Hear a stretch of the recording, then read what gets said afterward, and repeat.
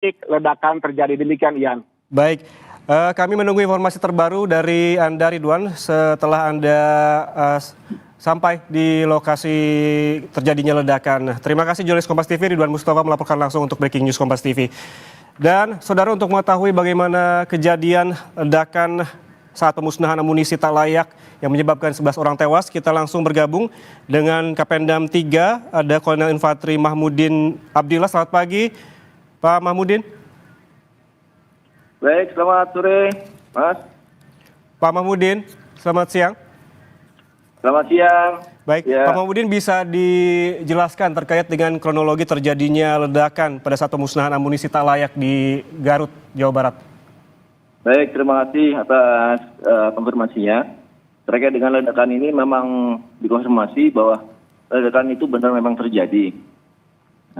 Saat ini kita sedang melaksanakan pengecekan terhadap lokasi peledakan tersebut. Memang ada beberapa korban yang terjadi di tempat kejadian. Ada anggota TNI juga.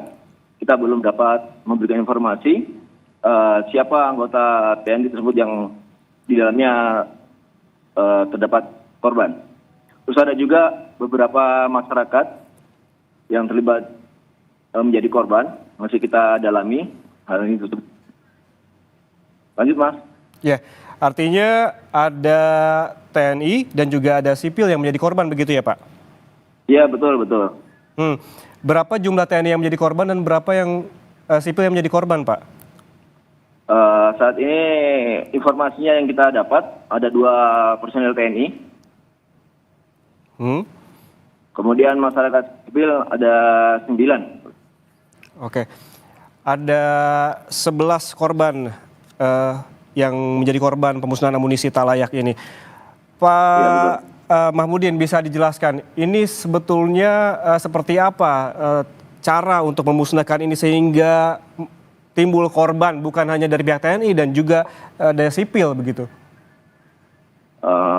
Saya belum bisa dapat konfirmasi lebih lanjut terkait dengan bagaimana cara pemusnahan ini, masih kita dalamin. Karena ini terkait dengan masalah bagaimana dalam pemusnahan terkait dengan masalah disposal amunisi. Gitu. Termasuk dengan tata laksananya ya Pak, bagaimana sampai ada warga sipil yang bisa mendekat ke daerah steril untuk pemusnahan ini? Ya, baik. Kita masih belum dapat informasi lebih lanjut ini, Mas, terkait dengan informasi tersebut. Karena masih ada pengecekan untuk kita dalamin. Gitu, Mas. Baik. Ya. Sebagai informasi Pak, ini sebetulnya tuh ledakan ini berasal dari amunisi jenis apa dan kenapa ada di wilayah ini? Nah, ini masih kita dalami juga ini, Mas, terkait dengan hal itu tersebut. Karena ini tahu tiba-tiba ada ledakan tersebut, nah kita masih mencari bahan-bahan, kita berkoordinasi dengan aparat terkait dalam rangka mengamankan lokasi peledakan. Begitu juga dengan terhadap dampak terhadap warga setempat.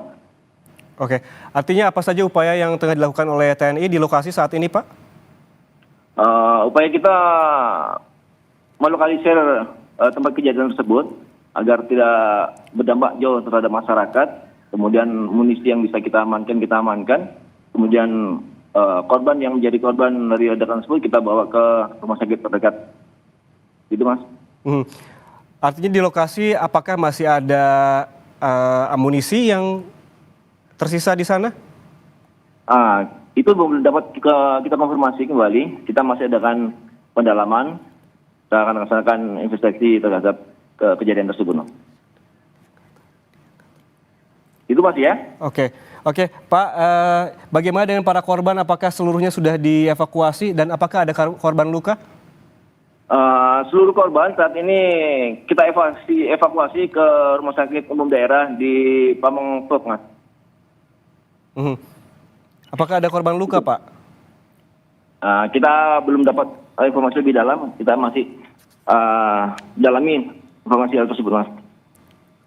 Baik. Oke. Baik, terima kasih. Baik, terima kasih. Oke, makasih Kapendam banyak. 3 Kolonel Infantri Mahmudin Abdillah bergabung bersama kami di Breaking News Kompas TV. Sehat selalu. Dan saudara, kami informasikan bahwa terjadi ledakan pada saat pemusnahan amunisi tak layak, di mana ledakan ini telah menewaskan 11 orang. Dari catatan yang kami dapatkan, paling tidak ada 2 korban tewas dari pihak TNI, sementara 9 orang lainnya merupakan warga sipil. Ledakan terjadi pada pukul 9:30 waktu Indonesia